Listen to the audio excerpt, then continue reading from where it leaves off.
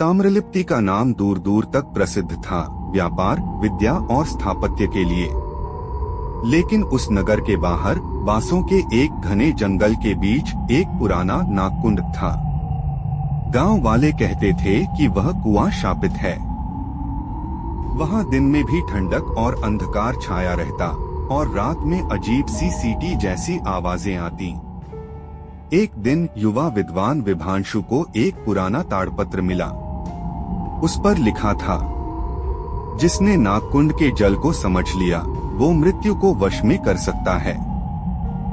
पर सावधान, सत्य तक पहुंचने के पहले तुम्हें अपने ही मन के अंधेरे से गुजरना होगा।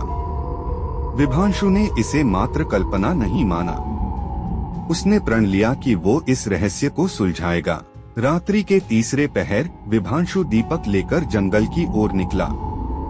जैसे ही वो नागकुंड के पास पहुंचा, उसे एक वृद्ध दरबान मिला, सफेद दाढ़ी, आंखें बंद, पर चेहरा गंभीर।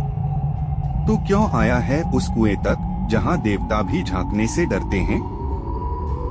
मैं सत्य जानना चाहता हूँ, विभांशु ने उत्तर दिया। सत्य को जानने से पहले स्वयं को खोना पड़ता है, वृद्ध बोला और ओझल हो गया।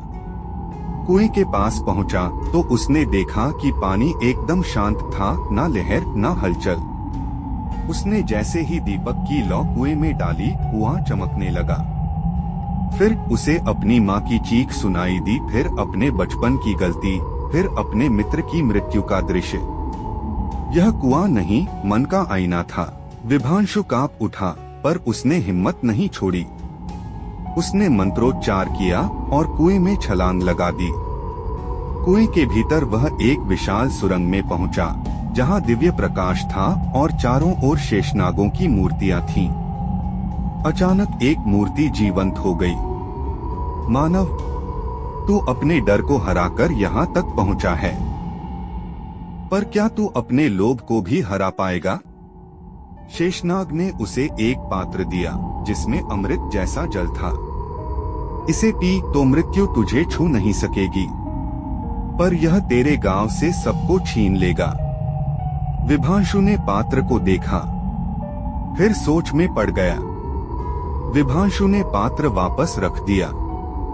मैं अमरत्व नहीं चाहता अगर उसकी कीमत मेरे प्रियजनों की मृत्यु है। तभी शेषनाग मुस्कराया, यही था अंतिम परीक्षण। तू सफल हुआ। अब यह ज्ञान तेरा है, पर तू इसे बांट नहीं सकेगा।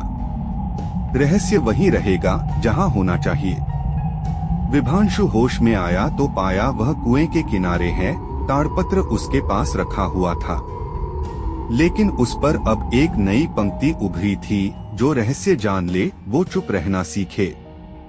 आज भी ताम्रलिप्ति के जंगलों में वह कुआं है, पर कोई उसके पास नहीं जाता। और कभी कभी आधी रात को वहां से एक सीटी जैसी आवाज आती है, जैसे कोई किसी को बुला रहा हो।